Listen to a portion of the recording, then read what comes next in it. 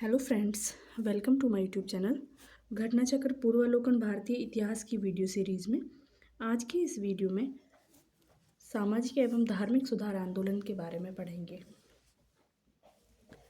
19वीं शताब्दी के सामाजिक एवं धार्मिक सुधार आंदोलनों का भारत के आधुनिक इतिहास में विशेष स्थान है। इन आंदोलन ने बुद्धिजीवी और मध्यम वर्ग को सर्वाधिक प्रभावित किया। ठीक है, तो ये अपने आप में एक क्वेश्चन बन जाता है कि इस आंदोलन ने समाज के किस वर्ग को प्रभावित किया। निर्धन सर्वसाधारण वर्ग इन आंदोलन से लगभग अप्रभावित रहा। बुद्धिजीवी, नगरीय उच्च जातियां एवं उदार रजवाड़े इन आंदोलन से प्रभावित थे। ठीक है, ऐसा क्यों रहा होगा? क्योंकि जो निर्धन सर्वसाधारण है उसकी अपनी अलग से बहुत सारी समस्याएं हैं। वो समाज सुधार वगैरह पे बाद में ध्यान देंगे, पहले उनका पेट तो भरे, है ना। उस समय इतने ज़्यादा अकाल आ रहे थे, ये सारी चीज़ें हो रही थी और ये समाज सुधार की बात कर रहे थे कि मतलब हमारे ग्रंथ ये कहते हैं, वो कहते हैं समाज में जो भी कुछ बुराइयां हैं उनको दूर करना है।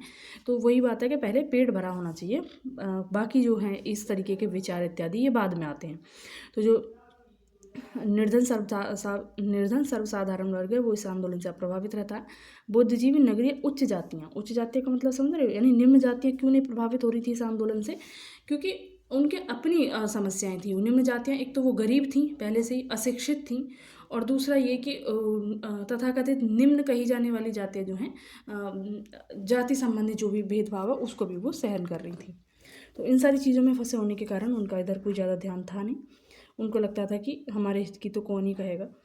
राजा राम मोहन राय प्रथम भारतीय थे जिन्होंने सबसे पहले भारतीय समाज में व्याप्त बुराइयों के विरोध में आंदोलन चलाया, है ना। सबसे पहले समाज सुधार का जो कार्य की शुरुआत करते हैं वो यही राजा राम मोहन राय करते हैं। इसीलिए इनको क्या क्या कहा जाता है, तो वो ये सारे इनके नाम दिए गए हैं कि उनके नवीन विचारों के कारण ही। नवीन विचार कौन से? कि समाज में व्याप्त बुराइयों के विरोध में आंदोलन चलाने वाले। तो उनके नवीन विचारों के कारण ही 19वीं शताब्दी के भारत में पुनर्जागरण का उदय हुआ। ठीक है, पुनर्जागरण का उदय का मतलब भाई जो हम फिर से जागना, है ना। फिर से जागने का मतलब कि पहले हमारा जो भारतीय जो संस्कृति थी वो बहुत अच्छी थी। जैसे हमने वैदिक सभ्यता में देखा, जो पूर्व वैदिक काल है उसमें महिलाओं को भी मतलब उच्च दर्जा था, महिलाओं का भी एक अच्छा स्थान था समाज में, और वर्ण व्यवस्था थी, यानी कार्य के आधार पर समाज का विभाजन था, ना कि आनुवांशिक रूप से। तो इस तरीके से पुनर्जागरण यानी जो पहले व्यवस्था थी ऐसी व्यवस्था में जीना, कुल मिला के अभी जो ये बीच में जो बुराइयां आ गई उनको दूर करना। तो 19वीं शताब्दी के भारत में पुनर्जागरण का उदय हुआ। राजा राम मोहन राय को भारतीय पुनर्जागरण का पिता, है ना, क्यों कहा जाता होगा? क्योंकि यहीं से इन्होंने समझाया कि भाई जो भी ये कुछ समाज में हो रहा है धर्म के नाम पर, ऐसा कुछ है नहीं। उन्होंने वेदों और ये सब जो भी ग्रंथ इत्यादि हैं, पुराण इत्यादि, इन्हीं के आधार पर इन्होंने मतलब समझाया कि क्या क्या बुराइयां प्रचलित हो गई हैं, जबकि ऐसा मूल ग्रंथ में हमारे में यानी वेदों में इस तरीके का कुछ नहीं लिखा है। तो इसीलिए इनको भारतीय राष्ट्रवाद का पैगंबर, अतीत और भविष्य के मध्य सेतु, भारतीय राष्ट्रवाद का जनक, आधुनिक भारत का पिता और प्रथम आधुनिक पुरुष तथा युगदूत कहा जाता है।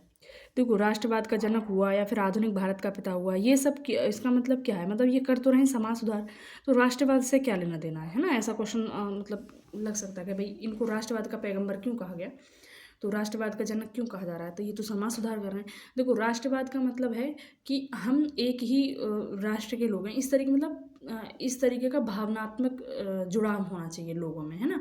एकता होगी तभी राष्ट्रवाद का भाव आएगा।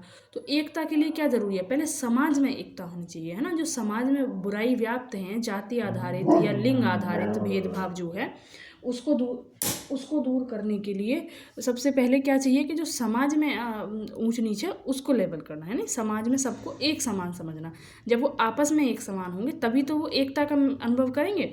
तो राष्ट्रवाद के लिए सबसे पहली जो शुरुआत होगी वो वही समाज सुधार से ही शुरुआत होगी। ठीक है, इसलिए उनको कहा गया राष्ट्रवाद का जनक। आधुनिक भारत का मतलब आधुनिक का मतलब क्या है? नवी ऐसे विचार जिनमें मतलब इस तरीके की जो है भ्रांतियां हैं या फिर उनको कह लो कुप्रथा इत्यादि हैं, उनके लिए कोई जगह ना हो। यानी जाति हो गया या फिर लिंग आधारित भेदभाव है, इस तरीके की जो वो कुप्रथा हैं, इस तरीके की जो सामाजिक बुराई हैं, उनका कोई भी मतलब इन सारी चीज़ों का आधुनिक भारत में कोई स्थान ना हो। आधुनिक का मतलब नवीन विचार, यानी वैज्ञानिक तर्क के आधार पर कोई भी तर्क के आधार पर ही हमें कोई निर्णय लेना। बस कह दिया कि ये जातियाँ निम्न हैं तो क्यों हैं, उसका कोई तर्क तो है नहीं। तो इस तरीके जो तार्किक आधार पर जो निर्णय लिया जाए वो आधुनिक भारत होगा, इसलिए इनको बोला गया आधुनिक भारत का पिता। हिंदू धर्म के एकेश्वरवादी मत का प्रचार करने के लिए 1815 में राजा राम मोहन रॉय ने अपने युवा समर्थकों के सहयोग से आत्मीय सभा की स्थापना की। यानी इन्होंने माना कि ईश्वर एक है, यानी जब ईश्वर एक है और उसी ईश्वर के सभी बच्चे हैं तो सब एक समान हुए, है ना। तो इन्होंने हिंदू धर्म के एकेश्वरवादी मत का प्रचार करने के लिए 1815 में अपने युवा समर्थकों के सहयोग से आत्मीय सभा की स्थापना की, है ना। आत्मीय सभा का तो ज़्यादातर पता रहता है कि राजा राम मोहन रॉय ने की इसकी स्थापना, लेकिन क्योंकि हिंदू धर्म के एकेश्वरवादी मत के प्रचार के लिए ध्यान रखना है। 1828 में उन्होंने ब्रह्म सभा के नाम से एक नए समाज की स्थापना की, जिसे आगे चलकर ब्रह्म समाज के नाम से जाना गया। यानी पहले सभा फिर समाज, यानी सभा अगर देखें तो दो वर्णों का एक शब्द है और समाज में 3 आ रहे हैं, तो इस तरीके समझ सकते हैं कि सभा पहले होगा समाज बाद में। यानी पहले बोला गया ब्रह्म सभा और फिर उसके बाद में ब्रह्म समाज। देवेंद्रनाथ टैगोर ने राजा राम मोहन राय के विचारों के प्रसार के लिए 1839 में तत्वबोधिनी सभा की स्थापना की। यानी ब्रह्म सभा की राजा राम मोहन राय ने की और इसकी क्या बोलते तत्वबोधिनी सभा की देवेंद्रनाथ टैगोर ने की। हिंदू धर्म का पहला सुधार आंदोलन ब्रह्म समाज था, ये तो समझ आई गया होगा, जिस पर आधुनिक पाश्चात्य विचारधारा का बहुत प्रभाव पड़ा। ठीक है। मुगल बादशाह अकबर द्वितीय ने राजा राम मोहन राय को राजा की उपाधि दी थी। तो हम राजा राम मोहन राय पढ़ते हैं ना, तो ये राजा जो इनके आगे लगता है राम मोहन राय के, तो वो उपाधि दी थी अकबर द्वितीय ने। राजा की उपाधि के साथ अपने दूत के अकबर द्वितीय ने राम मोहन राय को राजा की उपाधि के साथ अपने दूत के रूप में 1830 ईस्वी में तत्कालीन ब्रिटिश सम्राट विलियम चतुर्थ के दरबार में भेजा था। तो ये सीधा सीधा ऐसे करके क्वेश्चन पूछ लिया जाता है कि अपने दूत के रूप में ब्रिटिश सम्राट विलियम चतुर्थ के दरबार में किसने भेजा था राम मोहन राय को, तो अकबर द्वितीय ने। राय को इंग्लैंड में सम्राट से मुगल बादशाह अकबर द्वितीय को मिलने वाली पेंशन की मात्रा बढ़ाने पर बातचीत करनी थी। ठीक है। ओके, नेक्स्ट है कि इंग्लैंड के ब्रिस्टल में ही 27 सितंबर 1833 को राजा राम मोहन राय की मृत्यु हो गई, जहां उनकी समाधि स्थापित है। तो इनकी समाधि कहाँ है? इंग्लैंड के ब्रिस्टल में। ठीक है।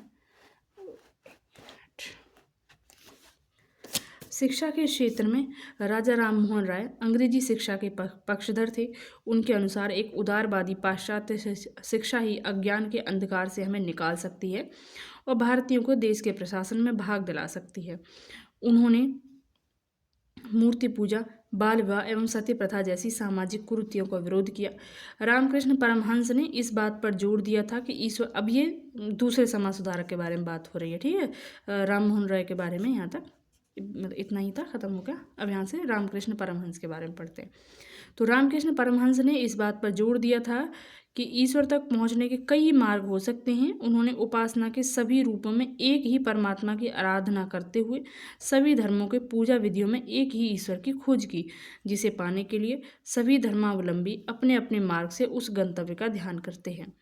रामकृष्ण परमहंस की शिक्षाओं की व्याख्या को साकार करने का श्रेय स्वामी विवेकानंद को जाता है ना। तो स्वामी विवेकानंद के गुरु थे ये रामकृष्ण परमहंस।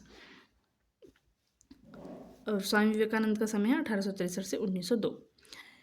उन्होंने, यानी स्वामी विवेकानंद ने, तो उन्होंने इस शिक्षा का साधारण भाषा में वर्णन किया। स्वामी विवेकानंद इस नवीन हिंदू धर्म के प्रचारक के रूप में उभरे। ठीक है।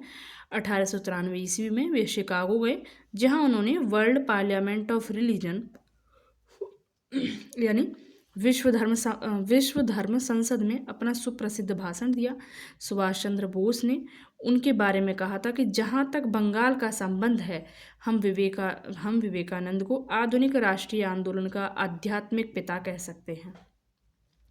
रामकृष्ण मिशन की स्थापना स्वामी विवेकानंद ने 1897 में की थी। यानी अपने गुरु के नाम पे, रामकृष्ण परमहंस इनके गुरु थे, उन्हीं के नाम पे रामकृष्ण मिशन की स्थापना करते हैं स्वामी विवेकानंद। कब? 1897 में। 1909 में सोसाइटी पंजीकरण अधिनियम के अंतर्गत इसे विधिवत औपचारिक रूप से पंजीकृत कराया गया। ओके। नेक्स्ट है कि रामकृष्ण मिशन का मुख्यालय हावड़ा के वेलूर में खोला गया, यानी पश्चिम बंगाल में। तो वेलूर सिपाही विद्रोह भी हमने पढ़ा है, तो वेलूर कहाँ है? ये बंगाल में। मिशन का नामकरण रामकृष्ण परमहंस के नाम पर हुआ। यह 19वीं सदी का अंतिम महान धार्मिक एवं सामाजिक आंदोलन था। इसकी विशेषता है प्राच्य या पूर्वी और आधुनिक या पश्चिमी, इन दोनों महान शक्तियों का समन्वय। रामकृष्ण मिशन का उद्देश्य धार्मिक एवं सामाजिक सुधार है, किंतु यह भारत की प्राचीन संस्कृति से अपनी प्रेरणा ग्रहण करता है। यह शुद्ध वेदांत के सिद्धांत को अपना आदर्श मानता है। इसका लक्ष्य मनुष्य के भीतर उच्चतम आध्यात्मिकता का विकास करना है, किंतु साथ ही यह हिंदू धर्म में पीछे विकसित मूर्ति पूजा जैसी चीज़ों की कीमत और उपयोगिता भी स्वीकार करता है।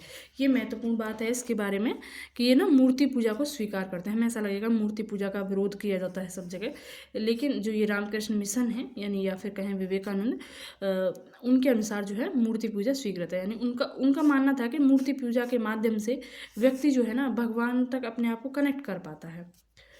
तो सिर्फ मतलब मूर्ति पूजा का सिर्फ इतना ही महत्व है कि उस मूर्ति के द्वारा इंसान को लगता है कि भगवान उनके सामने है और एक तरीके से भावनात्मक संबंध स्थापित कर पाता है। कोई अमूर्त चीज़ होगी तो उससे थोड़ा सा कनेक्शन बिठाने में मुश्किल होती है। इसका लक्ष्य मनुष्य के भीतर की उच्चतम आध्यात्मिकता का विकास करना था, किसका? रामकृष्ण मिशन का। किंतु साथ ही यह हिंदू धर्म में पीछे विकसित मूर्ति पूजा जैसी चीज़ों की कीमत और उपयोगिता भी स्वीकार करता है। मिशन की दूसरी विशेषता है कि सभी धर्मों की सच्चाई में विश्वास। ये तो लगभग जो भी समाज सुधारक होंगे वो सब करेंगे ही। स्वामी विवेकानंद कहा करते थे कि सभी विभिन्न धार्मिक विचार एक ही मंजिल तक पहुंचने के लिए केवल विभिन्न रास्ते हैं, यानी ईश्वर एक ही है। शारदा मणि मुखोपाध्याय, जिन्हें शारदा देवी के नाम से जाना जाता है, उनका विवाह 23 वर्षीय रामकृष्ण परमहंस से 5 वर्ष की उम्र में 1859 में हुआ था। ठीक है, अब आप देख रहे हो, मतलब अगर हमें कभी बाल विवाह का एग्जाम्पल देना हो तो हम इसका एग्जाम्पल दे सकते हैं कि किस तरीके से कुरीतियाँ हमारे यहाँ विद्वान थी। 23 वर्ष के व्यक्ति से 5 वर्ष की लड़की का विवाह हो रहा है। मूल शंकर स्वामी दया, अब ये अन्य समाज सुधारक हैं, स्वामी दयानंद, उनके बारे में बात हो रही है। तो इनका जो बचपन का नाम था वो था मूल शंकर। तो मूल शंकर यानी स्वामी दयानंद का जन्म 1824 ईस्वी में गुजरात के मोरबी रियासत के एक ब्राह्मण कुल में हुआ था, है ना। मोरबी पुल जो टूटा था वही वाला मोरबी है। तो मोरबी रियासत के एक ब्राह्मण कुल में हुआ था। उन्होंने 1860 में मथुरा में स्वामी विरजानंद जी से वेदों के शुद्ध अर्थ तथा वैदिक धर्म के प्रति अगाध श्रद्धा प्राप्त की। यानी विवेकानंद के गुरु हम देखें तो रामकृष्ण परमहंस, और इधर दयानंद के गुरु देखें तो विरजानंद। ठीक, 1867 ईस्वी में उन्होंने पाखंड खंडनी पताका लहराई। उनके विचार उनकी प्रसिद्ध पुस्तक सत्यार्थ प्रकाश में वर्णित है। तो सत्यार्थ प्रकाश किसकी पुस्तक है? ये स्वामी दयानंद की। उनकी अन्य रचनाओं में पाखंड खंडन, वेद भाष्य भूमिका, ऋग्वेद भाष्य, अद्वैत मत खंडन, पंचमहायज्ञ, विधि तथा वल्लभाचार मत खंडन प्रमुख हैं। स्वामी दयानंद ने कहा था, अच्छा शासन स्वशासन का स्थानापन्न नहीं है। देखो, स्वशासन जैसे शब्दों का प्रयोग हमें पहली बार देखने को मिल रहा है और ये दयानंद सरस्वती ही करते हैं। तो दयानंद सरस्वती ने कहा था कि अच्छा शासन स्वशासन का स्थानापन्न नहीं है, यानी स्वशासन कैसा भी हो वो बढ़िया है, हम खुद से शासन कर लेंगे, तुम्हारा अच्छा शासन हमें नहीं चाहिए। तो ये यही कह रहे हैं, जैसे ब्रिटिश जो अंग्रेज लोग होते हैं वो ये कहते थे कि हम मतलब एक तरीके से तुम्हारे भले के लिए कर रहे हैं, हमारा शासन बहुत अच्छा है। तो वो कुल मिला के ये कह रहे हैं कि दूसरे का किया हुआ चाहे कितना भी बढ़िया अच्छा शासन हो, वो स्वशासन की बराबरी कभी नहीं कर सकता। तो अच्छा शासन स्वशासन का स्थानापन्न नहीं है। दयानंद सरस्वती यानी मूल शंकर ने अप्रैल 1875 में बम्बई में आर्य समाज की स्थापना की। ठीक है, तो ब्रह्म समाज यानी ब्रह्म सभा की स्थापना राजा राम मोहन राय से जुड़ी है और ये आर्य समाज की स्थापना दयानंद सरस्वती से जुड़ी है। इसका मुख्य उद्देश्य, यानी आर्य समाज की बात हो रही है, जिसका मुख्य उद्देश्य प्राचीन वैदिक धर्म की शुद्ध रूप से पुनः स्थापना करना था। समझ रहे हैं? आर्य समाज आंदोलन का प्रसार प्रायः पाश्चात्य प्रभावों की प्रतिक्रिया के रूप में हुआ। देखो, राजा राम मोहन राय पे पाश्चात्य प्रभाव था और ये पाश्चात्य प्रभावों की प्रतिक्रिया के रूप में ये आर्य समाज आंदोलन का प्रसार होता है। 1877 में आर्य समाज का मुख्यालय लाहौर में स्थापित किया गया, जिसके उपरांत आर्य समाज का अधिक प्रचार हुआ। शुद्ध वैदिक परंपरा में विश्वास के चलते स्वामी जी ने पुनः वेदों की ओर चलो का नारा दिया। तो ये नारा पूछ लिया जाता है किसने दिया था। स्वामी दयानंद का उद्देश्य था कि भारत को धार्मिक, सामाजिक तथा राष्ट्रीय रूप से एक कर दिया जाए। धार्मिक क्षेत्र में वह मूर्ति पूजा, बहुदेववाद, अवतारवाद, पशु बलि, श्रद्धा, तंत्र मंत्र तथा झूठे कर्मकांडों को स्वीकार नहीं करते थे। देखो, मूर्ति पूजा को ये स्वीकार नहीं कर रहे हैं, राजा राममोहन रॉय भी स्वीकार नहीं करते, लेकिन हाँ, विवेकानंद ने स्वीकार किया है। स्वामी दयानंद को उनके धार्मिक सुधार प्रयासों के कारण भारत का मार्टिन लूथर किंग कहा जाता है। तो भारत का मार्टिन लूथर किंग कौन है? स्वामी दयानंद। आर्य समाज के नियम तथा सिद्धांत सबसे पहले बंबई में गठित किए गए। मतलब आर्य समाज की स्थापना इन्होंने की थी, तो उसी के बारे में हो रही कि आर्य समाज के नियम तथा सिद्धांत सबसे पहले बंबई में गठित किए गए।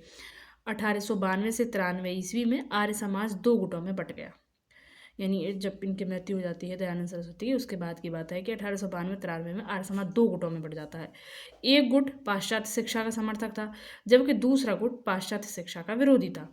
पाश्चात्य शिक्षा के विरोधियों में स्वामी श्रद्धानंद, ठीक है, ये ध्यान रखना है, इनका पूछ लिया जाता है पर्टिकुलर नाम की, ये मतलब कौन से संप्रदाय से या फिर कौन से गुट से हैं। तो पाश्चात्य शिक्षा के विरोधियों में स्वामी श्रद्धानंद, लेखराज और मुंशीराम प्रमुख थे। इन लोगों ने 1902 में गुरुकुल की स्थापना की। पाश्चात्य शिक्षा के समर्थकों में लाला लाजपत राय तथा हंसराज प्रमुख थे, ये ध्यान रखना है। इन लोगों ने दयानंद एंग्लो वैदिक कॉलेज की स्थापना की। तो यानी जो अभी भी डीएवी कॉलेज जो है वो यही वाले कॉलेज हैं, दयानंद एंग्लो वैदिक कॉलेज, ठीक है। सर्वप्रथम स्वामी दयानंद सरस्वती ने स्वराज शब्द का प्रयोग किया, ये हमने पहले ही देख लिया, और हिंदी को राष्ट्रभाषा के रूप में स्वीकार किया, ये भी महत्वपूर्ण बात है।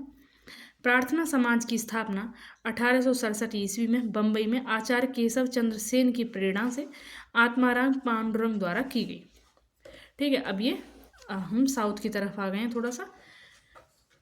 तो प्रार्थना समाज की स्थापना की बात हो रही है, तो प्रार्थना समाज की स्थापना 1867 में बंबई में आचार्य केशव चंद्र सेन की प्रेरणा से आत्माराम पांडुरंग द्वारा की गई थी। इससे हमें यही पता चल रहा है कि ये दोनों समकालीन हैं।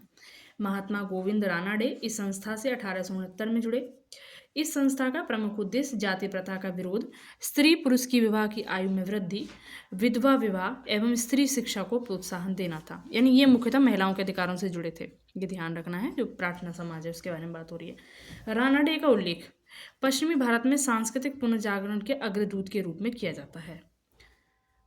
अगर ओवरऑल भारत के पुनर्जागरण के अग्रदूत देखा जाए तो राजा राममोहन राय हो गए, और पश्चिमी भारत में अगर देखा जाए तो रानाडे का नाम लिया जाएगा। देव समाज की स्थापना, अब ये अन्य समाज की बात हो रही है, जैसे प्रार्थना समाज एक सभा हो गई, अब ये देव समाज की। तो देव समाज की स्थापना 1887 ईस्वी में, यानी कांग्रेस की स्थापना हो चुकी है उससे 2 साल बाद। देव समाज की स्थापना 1887 ईस्वी में शिव नारायण अग्निहोत्री ने लाहौर में की थी। ये ब्रह्म समाज के पूर्व अनुयायी थे। इस समाज के उपदेशों को देवशास्त्र नामक एक पुस्तक में संकलित किया गया है। 1873 ईस्वी में सत्यशोधक समाज की स्थापना ज्योतिबा फूले ने की थी, ठीक है। तो ये सत्यशोधक समाज पूछ लिया जाता है, 1873 में की ज्योतिबा फूले ने। इनका जन्म 1827 ईस्वी में एक माली के घर में हुआ था। इन्होंने शक्तिशाली गैर ब्राह्मण आंदोलन का संचालन किया। इन्होंने अपनी पुस्तक गुलामगिरी एवं अपने संगठन सत्यशोधक समाज के द्वारा पाखंडी ब्राह्मणों एवं उनके अवसरवादी धर्म ग्रंथों से निम्न जातियों की रक्षा की आवश्यकता पर बल दिया। राजा राधाकांत देव ने 1830 ईस्वी में बंगाल में धर्म सभा की स्थापना का सामाजिक धार्मिक सुधारों का विरोध किया। धर्म सभा की स्थापना कर, अब देखो ये ध्यान रखना है, जो धर्म सभा है ना, ये कैसी है, मतलब ये रूढ़िवादी विचारों के समर्थक है। तो राजा राधाकांत देव ने 1830 ईस्वी में, यानी जो ब्रह्म सभा की स्थापना होती है 1828 में, उसके 2 साल बाद, और ये भी कहा जाता है कि ये उसी के विरोध में थी। तो 1830 में बंगाल में धर्म सभा की स्थापना कर सामाजिक धार्मिक सुधारों का विरोध किया, समझ रहे हैं। तो ये विरोध कर रहे हैं, और रूढ़िवादिता का समर्थन किया।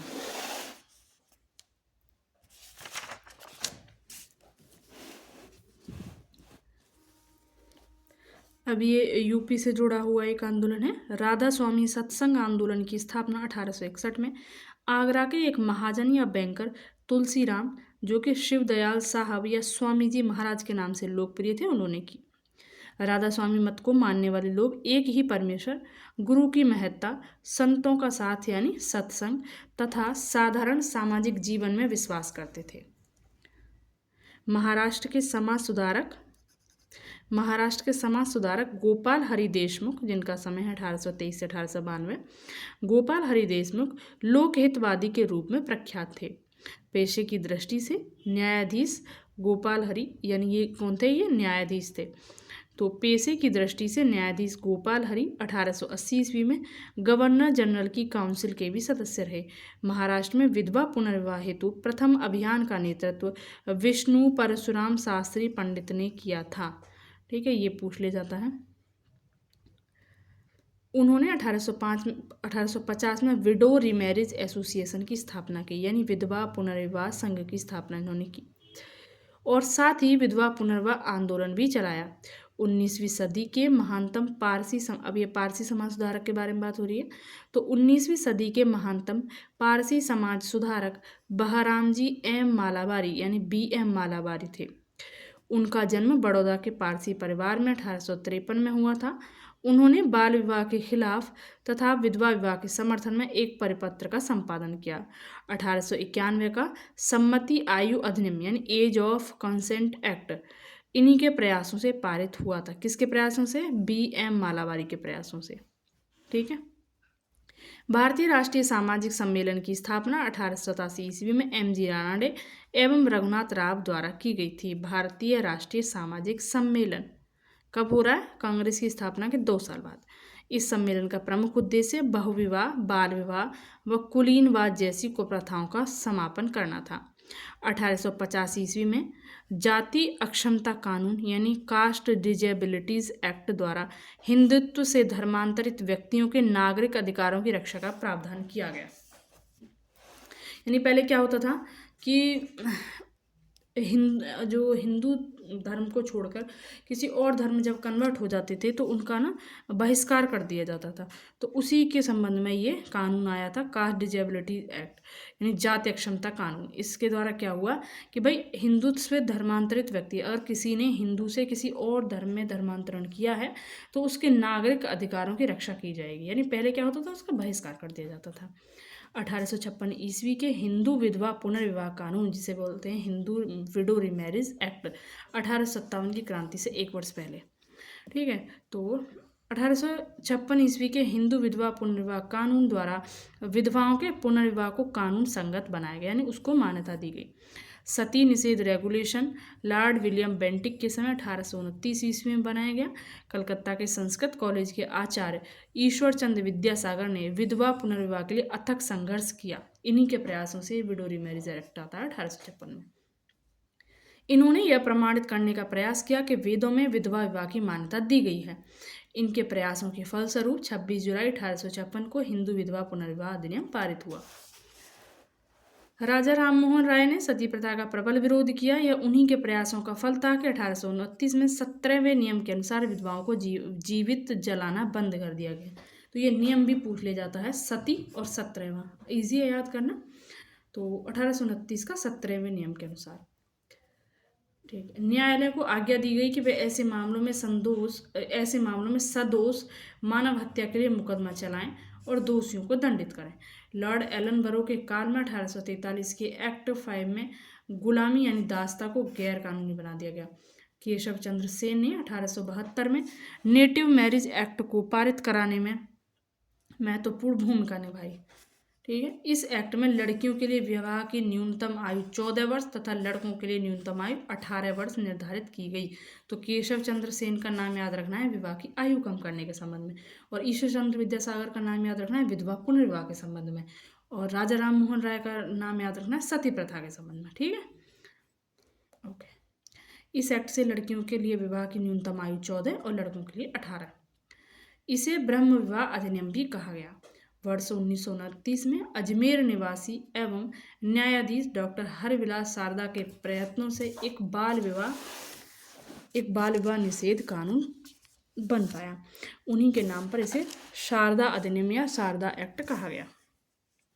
इस अधिनियम के द्वारा लड़कियों के विवाह की न्यूनतम आयु 14 और लड़कों की 18 वर्ष निर्धारित की गई।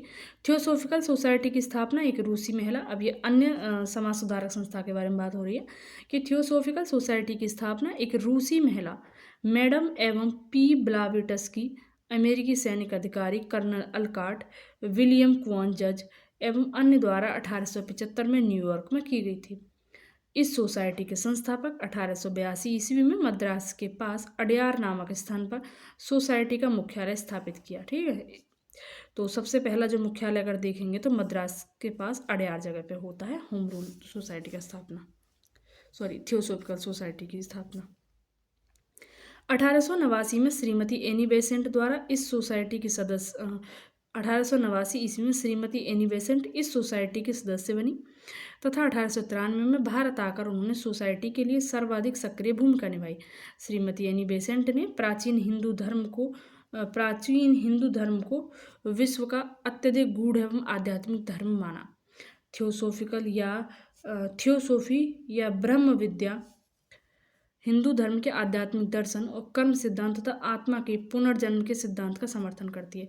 इसी कारण एनी बेसेंट भारतीय लोगों को इससे जोड़ सकी, जो इसकी सफलता का मुख्य कारण थे। अब है कि रानाडे के शिष्य गोपाल कृष्ण गोखले ने वर्ष 1905 में सर्वेंट्स ऑफ इंडिया सोसाइटी की स्थापना की। ठीक है, तो ये सर्वेंट्स ऑफ इंडिया सोसाइटी की स्थापना पूछ ली जाती है। गोपाल कृष्ण गोखले ने कांग्रेस के 21वें अधिवेशन जो 1905 में बनारस में हुआ था, तो गोपाल कृष्ण गोखले ने कांग्रेस के 21वें अधिवेशन की अध्यक्षता की। गोखले महात्मा गांधी के राजनीतिक गुरु थे, ये ध्यान रखना है कि गोखले महात्मा गांधी के राजनीतिक गुरु थे। वर्ष 1910 के उपरांत ज्योतिबा फूले के विचारों से प्रेरित होकर मुकुंदराव पाटिल एवं शंकरराव जाधव ने एक ब्राह्मण विरोधी एवं प्रबल कांग्रेस विरोधी बहुजन समाज की स्थापना की। नाडारों द्वारा मंदिरों में प्रवेश के अधिकार की मांग की प्रस्तुति के कारण 1899 ईस्वी में तिरुनेलवेली में भयंकर दंगे हुए थे। छुआछूत उन्मूलन के लिए आयोजित एक सम्मेलन में तिलक ने कहा था कि यदि भगवान भी छुआछूत को बर्दाश्त करे तो मैं भगवान को नहीं मानूंगा। तिलक को लोग प्रायः लोकमान्य और भारत का बेताज बादशाह कहते थे।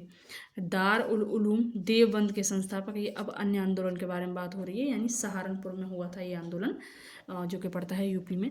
तो दार उल उलूम देवबंद के संस्थापक सदस्यों में मौलाना हुसैन अहमद भी थे। तो मौलाना हुसैन अहमद का नाम जोड़ा जाता है दार उल उलूम देवबंद के संस्थापकों में।